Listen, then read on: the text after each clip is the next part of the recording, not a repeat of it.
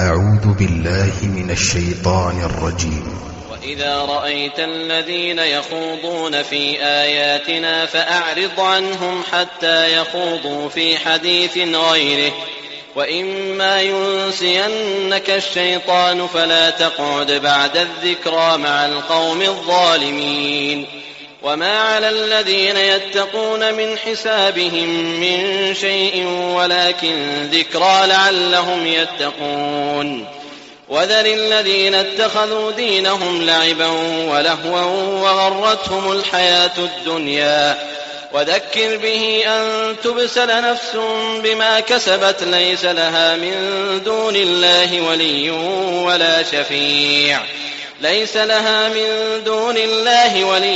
ولا شفيع وإن تعدل كل عدل لا يؤخذ منها أولئك الذين أبسلوا بما كسبوا لهم شراب من حميم وعذاب أليم بما كانوا يكفرون. Mais finalement, je me dis, moi, je suis musulman. Je suis au-dessus de toutes ces choses-là.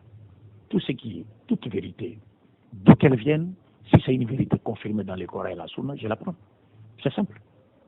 Car toutes ces mavéréboulas, tous ces sandales n'ont jamais existé à l'époque du prophète ou moins encore à l'époque des Sahabes. Ce sont des choses qui ont vu jour après et qui n'ont contribué qu'à diviser les musulmans et à affaiblir les musulmans. C'est pas ça mon problème. Ça, laisse ça. La photo là, c'est une belle photo. Les Chioufs et les Nga et les autres étaient là à l'aéroport. Moi, j'ai pris cette photo avec lui et j'en prendrai encore d'autres. Parce que moi, je ne suis pas hypocrite comme vous. Parce que vous pensez que lorsque je prends... Donc, si j'ai des amis chrétiens que je prends... Pourquoi vous n'allez pas dire quand j'ai des amis... Si j'ai des amis chrétiens que je prends des photos avec eux, donc je suis devenu chrétien. Vous savez pourquoi? C'est quel raisonnement? C'est quel raisonnement? Donc moi, aujourd'hui, je dois me débarrasser de mes amis, de mes très bons amis, des frères chiites qui sont ici, des Congolais. Je dois m'éloigner d'eux simplement parce qu'ils sont chiites. Ça veut dire quoi ça? C'est n'importe quoi ça. N'importe quoi. C'est du n'importe quoi. Même Dieu ne nous a pas interdit d'avoir de très bonnes relations avec tous ceux qui ne nous combattent pas dans notre religion. Qu'ils soient juifs, chrétiens, animistes. Dieu ne nous a pas interdit ça. Mais moi, j'ai connu Diabaté chez Cheikh Haïdara du Mali. C'est là où je l'ai connu. Et c'est un frère, un bon frère. Qu'il soit chiite, qu'il soit chrétien, qu'il soit juif, c'est pas mon problème. Quand il s'agit de débattre avec lui sur notre croyance ou bien nos croyances, là il y aura débat entre moi et lui. Mais il reste un frère à moi. Tout comme nous avons tous. Même vous pouvez avoir des chrétiens dans votre famille. Vous refusez de leur parler parce qu'ils sont chrétiens. Vous n'exhibérez que votre ignorance. Je vous ai dit que Soudé, l'imam de la Mecque, il a des photos avec des rabbins juifs, non? Il se retrouve dans des assemblées avec des rabbins juifs. Est-il devenu juif parce qu'il était avec des rabbins juifs? Moi, je suis devenu chiite parce que j'étais avec j'ai des frères. Ici même, j'ai des amis, des très bons amis, des très bons frères de chiites. Je les fréquente et je les fréquenterai toujours. Moi, je ne suis pas comme vous, mon frère. Je ne suis pas un hypocrite comme vous. Moi, je vous dis qu'ici, chez nous, ici à Kinshasa, nos frères arabes et saoudiens de la CPDEC, quand ils ont appris que je devais aller en Iran pour aller participer à un séminaire, ils m'ont dit non, mais pourquoi aller en Iran? Je dis non. Pourquoi? D'abord, l'Iran, c'est un pays islamique qui fait la fierté même des musulmans sur le plan politique et militaire. L'Iran. Ça, c'est une évidence, c'est ça. À moins que vous soyez une grignou au fond du puits qui ne voit une partie du ciel, un fanatique qui n'a rien à voir, des gens qui prétendent connaître l'Aqida, mais qui se font manipuler par des koufars. Il est en train, l'Iran est une expression pratique d'un verset du Saint-Coran. C'est clair. Le seul pays qui met en pratique ce verset, c'est l'Iran. Qu'il soit chiite, qu'il soit sunnite, c'est pas mon affaire. Salman Aoud a dit, le système politico-islamique de l'Iran, proche de l'islam, que le système de l'Arabie saoudite et autres. Vous pensez que la royauté est un système islamique? Qui t'a dit que la royauté est un système islamique? Ça, tu connais.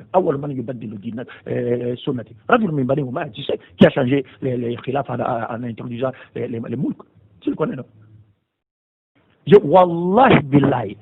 Si j'étais, parce que j'ai appris seulement quand on a fait des mises en garde contre Diabaté, mais je ne savais pas où Diabaté séjournait ici à Kinshasa, où il habitait, je ne savais pas. Wallah, si je l'avais, si je serais parti lui rendre visite, parce qu'il m'a très bien accueilli chez lui là-bas. Et je parlerai toujours avec lui. Et il reste chiite, Et moi, j'ai une autre tendance. Mais il est musulman chiite. Moi, je suis musulman. Je suis musulman. Ma tendance est à moi, musulman. Je vous ai dit que je suis né dans un environnement sunnite de l'imam Shafi'i. Mais finalement, je me dis, moi, je suis musulman. Je suis au-dessus de toutes ces choses-là. Tout ce qui est, toute vérité, d'où qu'elle vienne, si c'est une vérité confirmée dans les Coran et la Sunna, je la prends. C'est simple. Car toutes ces madhhabs-là, tous ces sandales n'ont jamais existé à l'époque du prophète ou moins encore à l'époque des sahabes. Ce sont des choses qui ont vu jour après et qui n'ont contribué qu'à diviser les musulmans et à affaiblir les musulmans. أعوذ بالله من الشيطان الرجيم. وإذا رأيت الذين يخوضون في آياتنا فأعرض عنهم حتى يخوضوا في حديث غيره وإما ينسينك الشيطان فلا تقعد بعد الذكرى مع القوم الظالمين وما على الذين يتقون من حسابهم من شيء ولكن ذكرى لعلهم يتقون وذر الذين اتخذوا دينهم لعبا ولهوا وغرتهم الحياة الدنيا وذكر به أن تبسل نفس بما كسبت ليس لها من دون الله ولي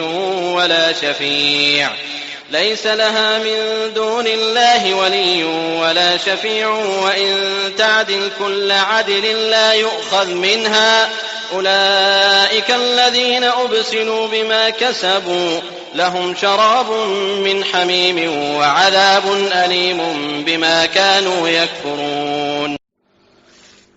إن الحمد لله نحمده ونستعينه ونستغفره ونعوذ بالله تعالى من شرور أنفسنا ومن سيئات أعمالنا من يهدي الله فلا مضل له ومن يضلل فلا هادي له أشهد أن لا إله إلا الله وحده لا شريك له وأشهد أن محمدا عبده ورسوله اللهم صل وسلم على محمد وعلى آله وصحبه ومن تبعهم بإحسان إلى يوم الدين أما بعد. Naam ya ikhwa, alhamdulillah,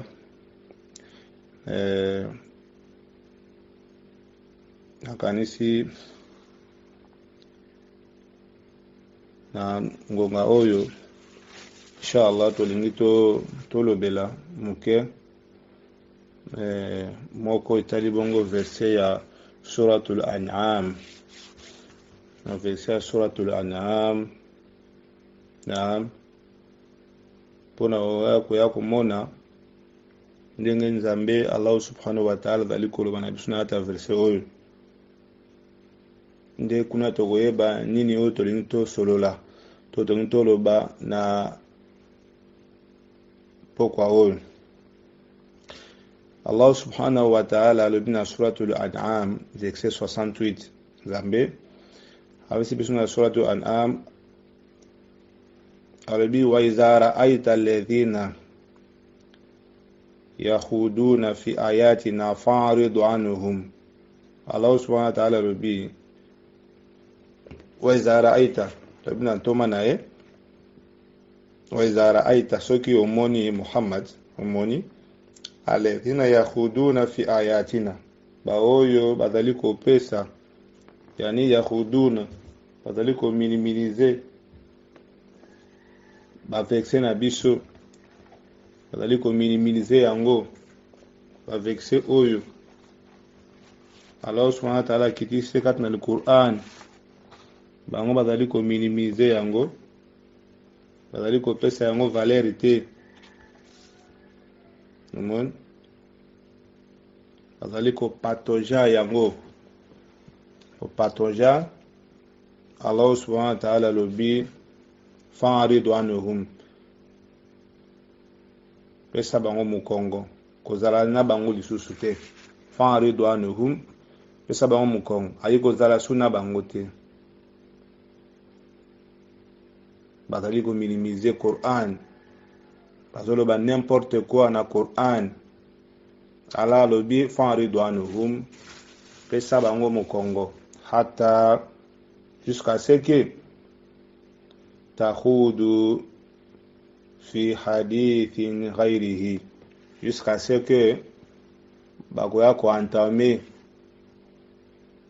ba hadith mususu aye bakoya encore na masolo mususu bakoya encore koloba masolo mususu bakolongwa na Quran bakokota encore na masolo mususu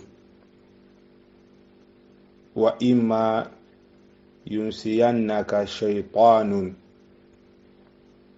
ou bien satana akoya kobosa nsayo mayoto kitie pai na yo tango bakoya na makambo belé bakoya na ba confusion bakoya na ba amalgame ebele penza na shaitan akosala nini na minute wana shaitan akoya kobosa nsaka yo. Alors fala taq'ud ba'da dhikra ma qawmi zalimin.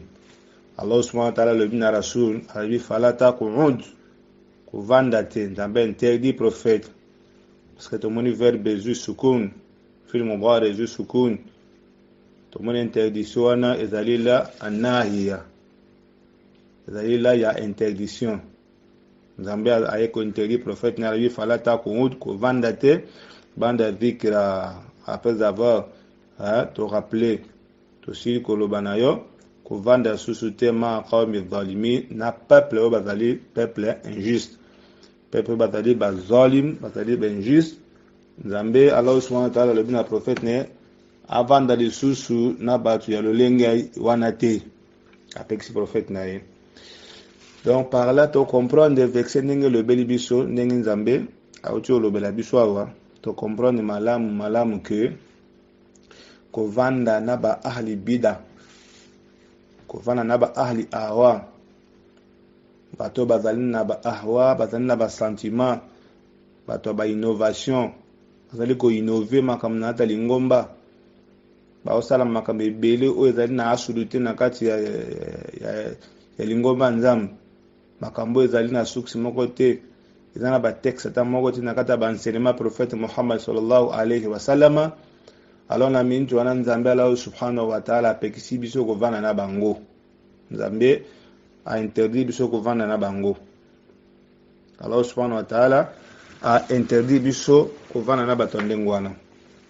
Naam, to yako mona lisusu Allah subhanahu wa ta'ala nzambe a epsi biso lisusu na suratul nisa nzambe a epsi biso na suratul nisa.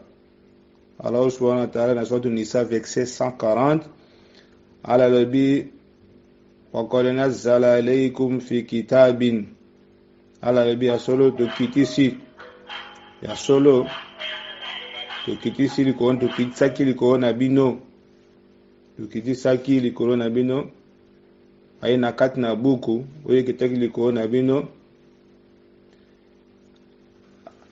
an iza samitum ayatillah kebino soki boyoki ba verset ya nzambe Allah subhanahu wa ta'ala soki boyoki yango ba verset ya Allah subhanahu wa ta'ala yukfaru biha bango bakomekwar na yango soki bayoki ba verset ya Allah subhanahu wa ta'ala bakondimaka yango te baondima yango te wa yustahza'u biha pe bakotsolaka yango bakotsola ba verset ya nzambe Allah subhanahu wa ta'ala bakominimize ba verset ya Allah subhanahu wa ta'ala. Alors nzambe alobi natoma na fala taq'udu mahum asukatali ko epsa banjimi fala taq'udu mahum bino bandimbo vanda te longo na bango fala taq'udu mahum bovanda te longo na bango batu oyo bazali ko minimiser sunna ya prophète Muhammad sallallahu alaihi wasallam fala taq'udu batu oyo bazali ko dénigrer ko finga ko maudire ba sahaba ya prophète Muhammad sallallahu alaihi wasallam nzamba lebi fala taq'udu ma'ahum bovanda te longo na bango bovanda na bango te bozana na bango te. Allah subhanahu wa ta'ala pekisi kozana batandengo wana. Pourquoi? Hatta takhudu fi hadithin ghairihi, jusqu'à ce que bakoya kokotisa masolo mususu baya koloba encore maka mususu pe zo na kata Qur'an te bakwena ba masolo ebele oya pesa bino ba shubuhat oya pesa bino ba shubuhat ba confusion vraiment alors nzamba pekisi yango alobi innakum idhan mithluhum alors bino soki bozaka kana bango bozoluka kaka lolenge ka bozala kana bango te basaba musulman islam epekisi biso kokabwana tokoki koboya bango te basaba ndeko na biso non mutu oyo azali deja kofinga basahaba oyo bazwa ordonnance ya nzambe Allah subhanahu wa ta'ala nzambe asepela na bango bazana no viva bazali kola mabele bango pe basepela na nzambe Allah subhanahu wa ta'ala alors mutu azali kofinga bato ndenge wana yoko yoko vanda na bango te okoki kozala na bango jamais soki kaka koza na bango kaka Allah subhanahu wa ta'ala alobi nini innakum idhan mithluhum alors bino na en ce moment là bino bozali lolenge moko na bango ata yo fingi bango te mais loko ozali kovanda na bato oyo bafingaka baswahaba bato oyo bazali komodiri baswahaba alors na minute wana yo mpe ozali lolenge moko na bango donc ozali ndenge moko na bango inna allaha ya solo nzambe lokola yo vani na bango kaka boyoka bwana bango lobi te baza ba musulman yeba kino ala lobi inna allaha jami'ul munafiqina wal kafirina fi jahannama jami'an moni sor inna allaha ya solo nzambe Allah subhanahu wa ta'ala jami'ul munafiqina nzambe ako ensemble ba munafiqina nyonso ba hypocrite nyonso nzama ko ensemble bango place moko wal kafirina na ba kafiri Allah subhanahu wa ta'ala ako réunir bango place moko bimana ba munafiqin na ba kafirin Allah subhanahu wa ta'ala ko sangsa bango nyonso place moko ba ko dala bango nyonso place moko fi jahannama nakat na enfer fi jahannama nakat na enfer jami'an bango nyonso to ba ko nakat ya enfer bango tout donc ce que moni verset ndenge Allah subhanahu wa ta'ala le na suratul nisa verset 140 togoya komona ke verset oyo ndenge nzamba sukisi yango togoya komona ke étant to nzamba pesi deux qualités na kati wana c'est-à-dire première qualité o nzamba alobia nini nifaq deuxième qualité o nzamba yakolobia biso nini kufuru c'est-à-dire kovanda kozala elongo ozoseka à l'aise bozolia na bato oyo bazali kofinga baswahaba bato oyo bazali kochola Quran bazo bakeno al Quran izali subisa yani changement Coran izali na tahrif na kati izwa changement bato bazali finga baswahaba rasul mena yozo va na bango uzalaka na bango botambolaka bobenganaka bosololaka l'aise sawi na bango détester bango yeba keno zali na maladie ya nifaq et soki okaboni na bango te ozaka na bango okomi nani kafiri okomi kafiri ndenge Allah subhanahu wa ta'ala aibisi biso mena na vexe oyo tango wana Allah subhanahu wa ta'ala akitaki vexe oyo parce que alobi awa ndenge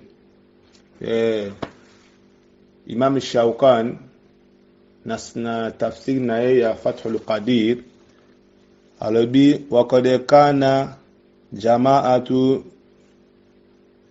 idharakina isanga ya ba jamaa penza man dakhilina fil islam bao bakotaki na kati ya islam zaki na lisanga pena bato bakotaki na islam yakuduna mal mushrikina bango bazali kovana na ba mushriki bazali na ba mushriki wal yahudu na ba yuda bazali kovana na ba juif na bango so bakote la islam bazovana na ba yuda bazovana na ba mushriki halu sakhariyati bil Qur'an en étant ya kocholaka Coran uzomonango bazali kosala ko se moquer na Coran walisi iza ihim bihi pe kosala nini ko mépriser Coran ko chola Coran penza fanuhi ani dhalika ne baji ko pekisa bango yango ne baji ko pekisa bango ko vanda na bato ndenge wana bao bazali ko minimiser Coran mais to we ko bate que no vexo e suki ka pa bango to zali na principe monene na kati na ngomba ya biso ya Islam alebi al-imbiratu bi umumi lafzi to tenir compte la généralité ya maloba ndenge ye ndenge ba texte ye to tenir de généralité na ngo maloba ndenge le beli parce que wa huwa muntabaru duna khusus sababi parce que to zali ko considérer ango et général sans ezala particularité kanako na cause kaka donc tant to mona ana Allah subhanahu wa ta'ala pekisi biso ne kosani ko vanda na batu oyo bazali ko dénigrer ba sahaba to ko pesa bango mahabba te to ko pesa bango bolingote to ko vanda bango place moko te moni to ko vanda na bango ata mukete yango moni Sufyan al-Thawri rahimahullah ta'ala naam alobi Sufyan al-Thawri alobi man asgha بأذنه إلى صاحب بدعة خرج من عصمة الله alobi man asra biuznei mutu oyo akotali toyi na ye mpona koyoka bongo ila sahibi bida ayoka bongo pena mutu bida ateli toyi mpona koyoka mutu bida daka ayoka ka bato ba usala ba innovation na kata lingomba nzambe kharaja min ismatillah ye alongwe bongo kouta yani na sécurité Allah subhanahu wa ta'ala alongwe kouta protection ya Allah subhanahu wa ta'ala alongwe don nzambe ko batela ka lisulte pona nini parce que bango bazali bato bazwana makambo oyo ezali somo na kata lingomba bazwana makambo ezali somo na kata lingomba makambo ezali nkele na kata lingomba amon to vana na bango te amon to ko vanda na bango te يومني قال فضيل بن عياد الذي لا تجلس مع صاحب البدع abi kovanda na bato abida te ndo usala ba innovation kovanda na ete fa ini akhafu an tanzila alayka la'ana abi asolonga ina zaliko banga pena botutue kitalikolo na yo botutu nzambe malédiction kitalikolo na yo kovanda na bato abida abi na zaliko banga kovanda na bato ya bida pamba te botutu malédiction penza ya Allah subhanahu wa ta'ala esa nini ekita likolo na yo. Tomona yango moni bamsusu bazali nde bakoma kosala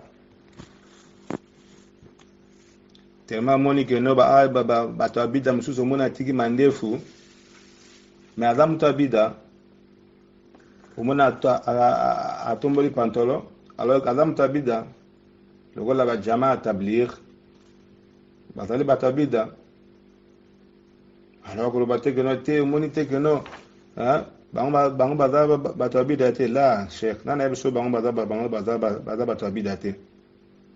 Dawa na bango ezali dawa oyo ezali mukhalafa na dawa ya rasul. Bango dawa na bango ba jamaa tabligh, dawa na bango ezali kana amul bi ma'ruf balobelaka ba fadail a'mal bazaka likola ba fadail a'mal umoni nayo ani munkar balobela ngo te. Alors que dawa ya rasul etelmaki likola shay'ain, dawa ya rasul etelmaki likola ya amul bi ma'ruf na nahyu anil munkar. Wakaba jamaa tabligh bolanda bantia na bango balobela kaka makamalam soko sali be gozabo soko sebe gozabo do bata bida faut pas vendre bango bata bida il ne faut pas kovanda na bango simanango bao bazali les plus dangereux na bango nyon surtout les plus dangereux na bango nyon surtout ezali nde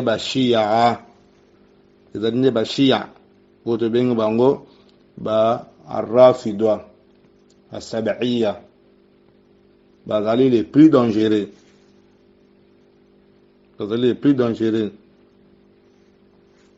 donc il faut keba kovana na bango bazali batu mabe makasi parce que bango bakoyaka na ko kafare ba sahaba bango ba kafare kutu ba sahaba batu wana. يقول الشيخ إسلام ابن تيمية الوبي الرافضة كفرت أبا بكر وعمر وعثمان الوبي بالرافضة وتبنغ بالشيعة بانغو بكفر أبو بكر صديق رضي الله عنه وارضاه بالوبي ذلك كافر عمر بن الخطاب رضي الله عنه بالوبي ذلك كافر وعثمان بن عفان بالوبي ذلك كافر وعامة المهاجرين والأنصار بابين باتوانا نيوس بابي بذلك كافر والذين تبعوهم بإحسان بابين بابا كافر باو نيوس بالاندي باو نندين ملام الذين رضي الله عنه ورضوا عنه باي اويو نزامبا سيبنا بانغو بي بانغو باسيبنا نزامبي كفروا جماهير أمة محمد من المتقدمين والمتأخرين bango ba kafare penza communauté ya prophète Muhammad sallallahu alaihi wasallam kota bawa kala na bawa ba yesima tala na bato ndengo wana suko yo kovana na bato ndengo wana ndenge nini bato bongo yo okovana na bango ndenge nini bato bongo okovana na bango ndenge bato mabe penza bazali ko autoriser bashia bazali ko autoriser que mobali asala rapport sexuel na mwasi na ye na période na bango abasi moment mwasi azali ko mona ba menstru na ye azomona ba makila na ye bashia bazali ko autoriser mobali asala na mwasi rapport na sima na nzela toilette kuna sika mwasi asala ka toilette bashia bazali ko autoriser yango. Mena bato ndengwa yo kini kovana na bango baboma Ali ibn Abi Talib bango bashia wana bango baboma Ali ibn Abi Talib yo kovana bato ndengwa na ndenge nini yozomon parce que bango nenge Sheikh Islam ibn Taymiyyah alobi ayi bashia yarauna bango bazali komona ana kufurahum ke kufuru ya Abubakar Siddiq na ba Umar na Usman ibn Affan aghlazun mina kufuru yahudi wa nasara, kufuru na bango ile kimakasi kulika kufuru ya bayuda na bakristu, li anna ulaika innahum kufaru usuliyun, bango bashia balobi bazape na ba fondation ya kufuru pa bashia ezande batoto to tanga Abubakar Siddiq, Usman ibn Affan, Umar ibn Khattab, balobi haulai murtaduna, bayi baoyo bazali barida, bayi bato basalaki abandon de la foi batikaka Islam.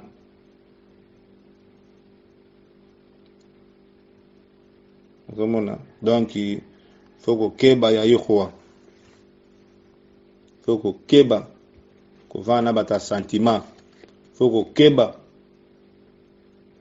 kovana bato balingi ba sahaba rasulute, faut que keba na bango,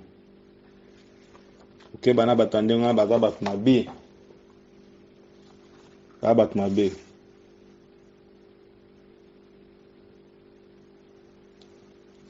Ezala batu bazali pona ko yeba susu muto azali muto abida, oza na duti abida na ete soko moni deja azo kumisa bata balala batu babunga bata bida na matea na eto maloba na ye azo kumisa bango to alobaka mabe na bango te, atanga bakombo na bango te, amona bango batu malamu, yeba ke mutu wana pe aza muto abida, ka muto abida.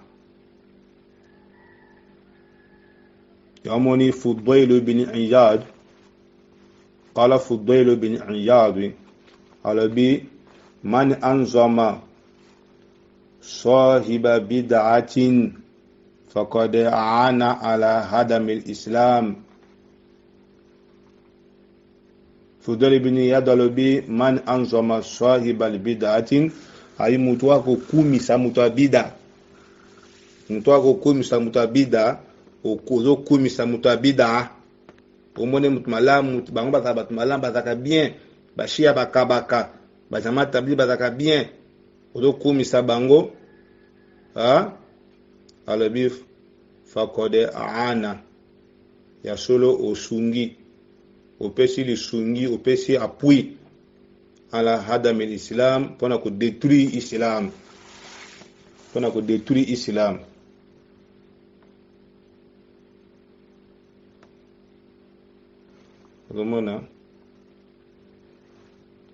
Alors, waman tabassama fi wajhi mubtada'in, mutu akopesa sourire nelonga mutabida, opesa sourire na mutabida,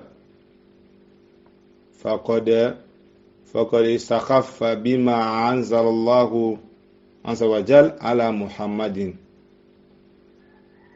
mutu an ayeba keno asili ko longola, asili ko dimine ko lembi sapena mai on Nzambe Allah subhanahu wa ta'ala akitisa ki likola ntoma na ye Muhammad sallallahu alayhi wa sallama. Zomona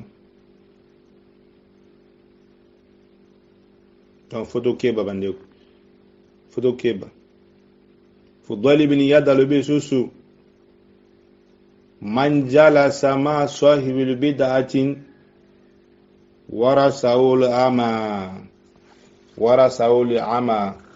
alabi mutu akuvanda, mutu oya kuvanda penza ma sahibil bid'atin, elongona mutu bid'a yo vanda naye, bosolola naye, bobenga naka, botala naka, bokuta naka naye, bozalaka naye, ada piri master na yo, me ada mutu bid'a alobi nengo ovanda naye wara saul ama, yo okohéritier ndi aveuglement, wara saul ama okohéritier aveuglement, okoma na difficulté ya koyamba vérité, okoma na difficulté ya koyamba vérité.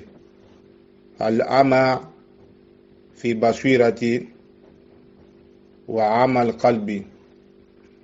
Motema na yo comme aveugle, okoyeba lisusu te koyamba verité ya Nzambe, motema ekomo makasi.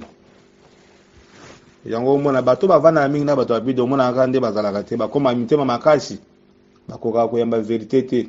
Ato lebeli fo yela obe explication ebili fo bana yo ayela o bongo na ye, abana yo sayela o takdima ankili ala naqli, abana yo yebisa o nanu intellect nanu maele na nanu avant ayela o nanu badalili.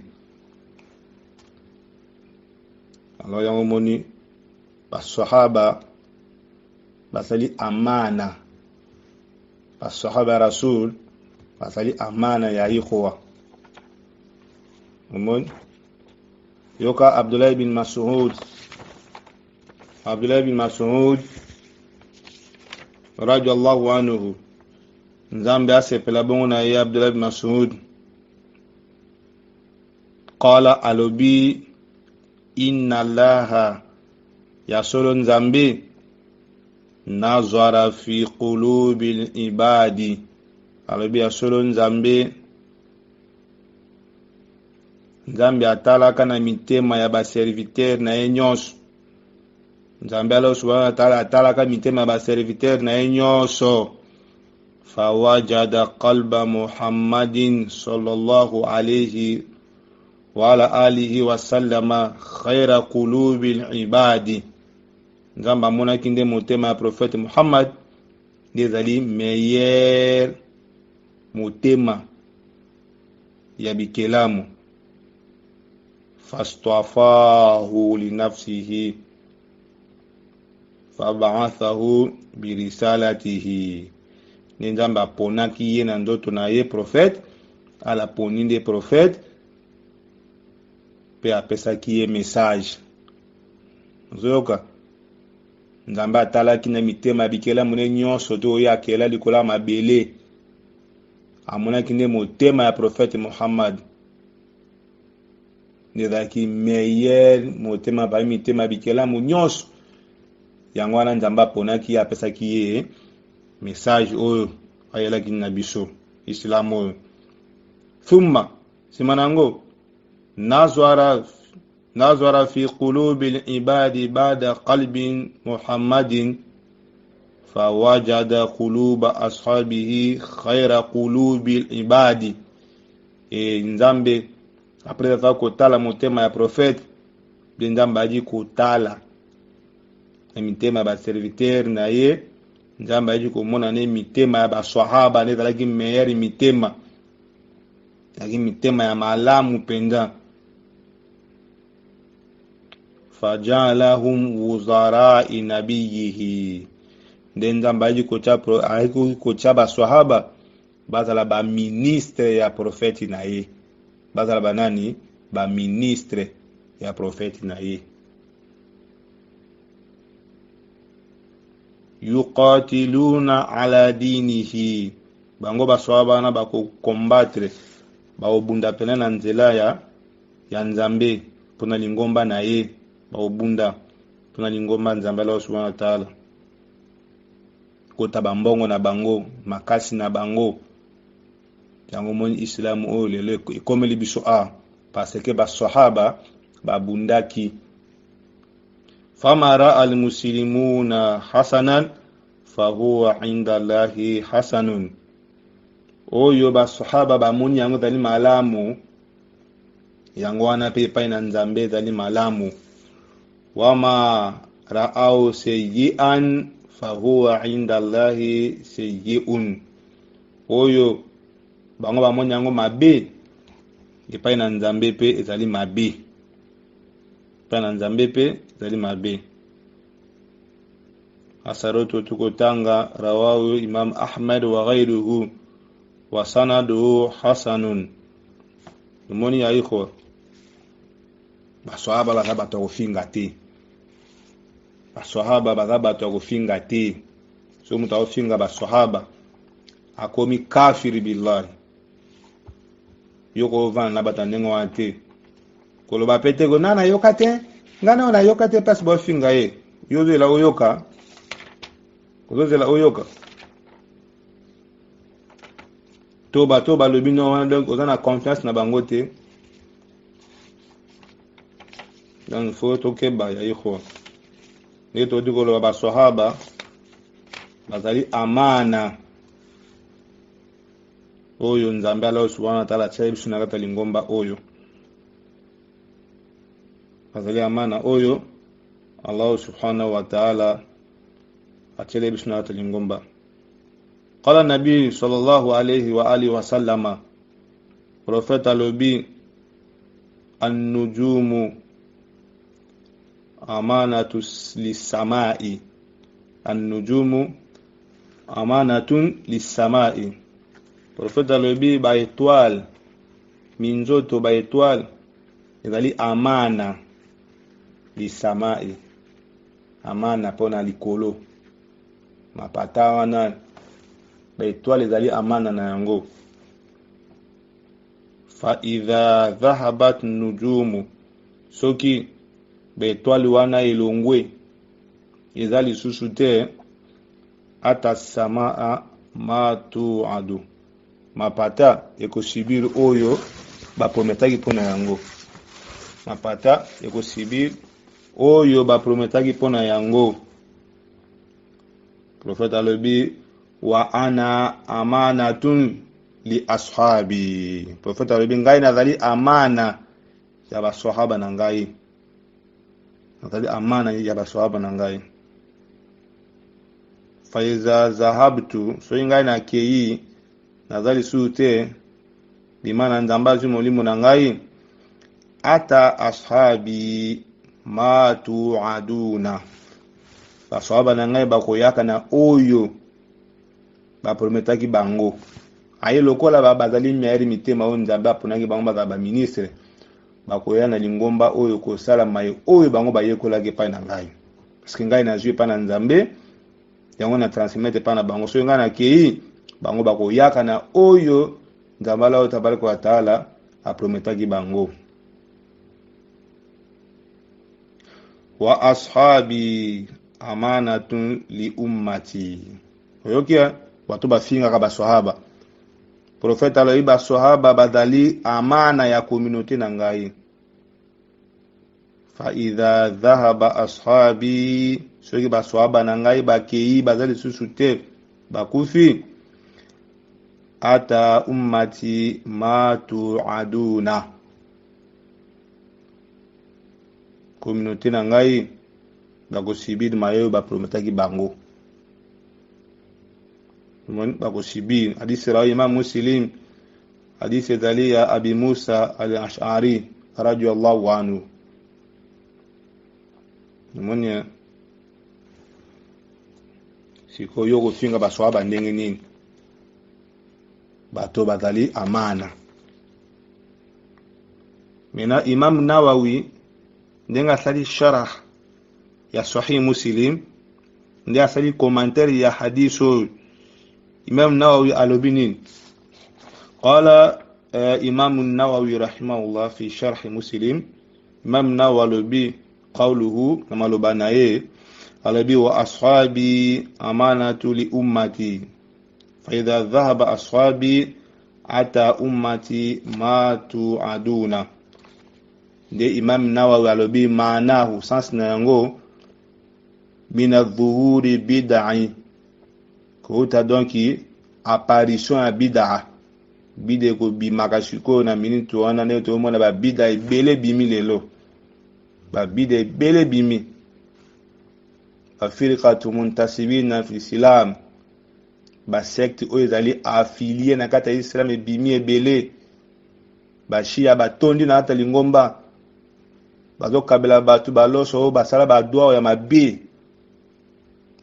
ba doa ya mabe bataka ngo ba waraka na kati uzulia baloso ba shia etonda ba waraka na kati po ko ma aveugle ondi maka ba ona makamnyos ba bide ko bimakebele wal hawadith fi din wal fitanu fi wa tulu qarn shaytan ba fitne ko bimaka makambo asike ko bimebele na kata lingomba ba fitne ko tonda na kata lingomba pe maseka ya sheitani kotelema deja na kati ngomba.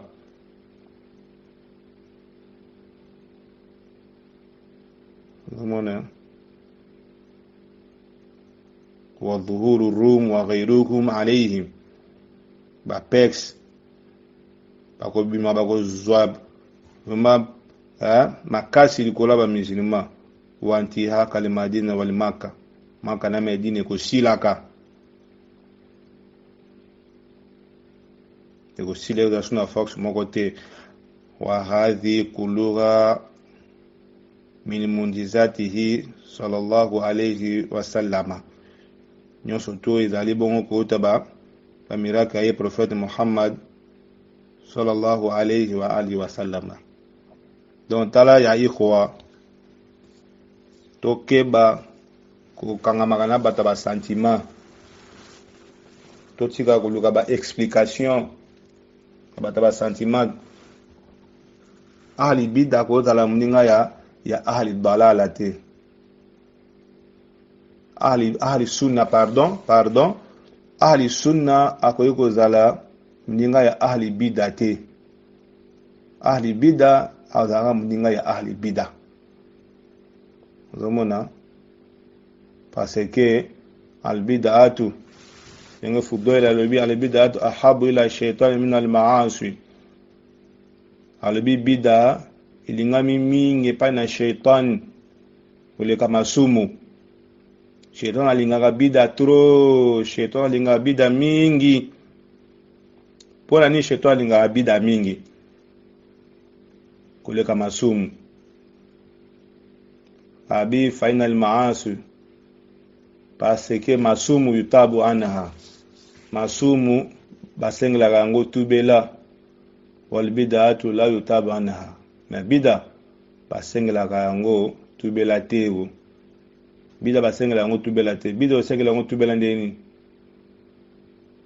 ngomo yango mo shaitan alinga bida trop shaitan alingi bida mingi yango wana bari suno le jamaa fodo na position liboso na bato abida oyo surtout bato bazali bongo kofinga baswahaba rasul fodo na position trop di likolo na bango toye ko se laisser faire te likola bato oyo bazofinga baswahaba rasul baboma baswahaba rasul.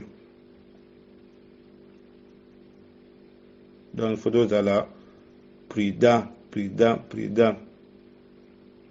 parce que Fudayl ibn Iyad ndena ko suk sana maloba Fudayl ibn Iyad alobi akulu ma yahudi wa nasrani abi na kulia na ngai abi kulia na yuda tope kulia na mukristu na koyi kulia na bango wala akulu ma mubtada'in abi na kolia la mutabida te mutazali ko sala ba innovation na kolia na ete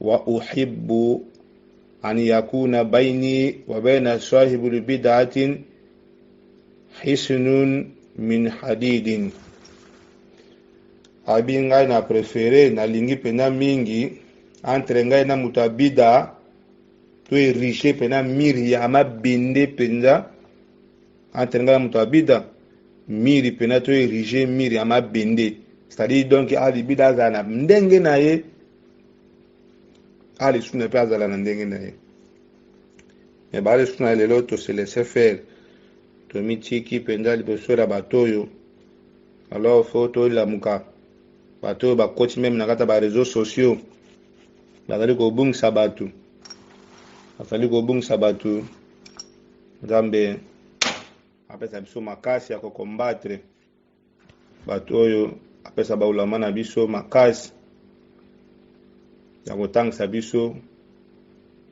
po ete na biso na bango totelema tokombattre bato oyo bazwa kodétruire baenseignement ya prophète Muhammad sallallahu alayhi wa alihi wa sallama. Tamba apesa biso makasi, apesa biso ikhlasul niyya, apesa biso courage ya kotelema na musala oyo tolobi nzambe atela biso yango na kati ya mizanul hasanat wa akhir da'wana الحمد لله رب العالمين. أعوذ بالله من الشيطان الرجيم. وإذا رأيت الذين يخوضون في آياتنا فأعرض عنهم حتى يخوضوا في حديث غيره وإما ينسينك الشيطان فلا تقعد بعد الذكرى مع القوم الظالمين. وما على الذين يتقون من حسابهم من شيء ولكن ذكرى لعلهم يتقون.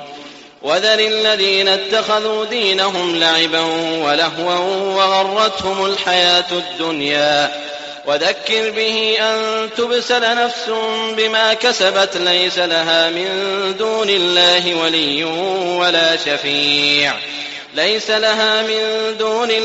ولي ولا شفيع وإن تعدل كل عدل لا يؤخذ منها. أولئك الذين أبسلوا بما كسبوا لهم شراب من حميم وعذاب أليم بما كانوا يكفرون.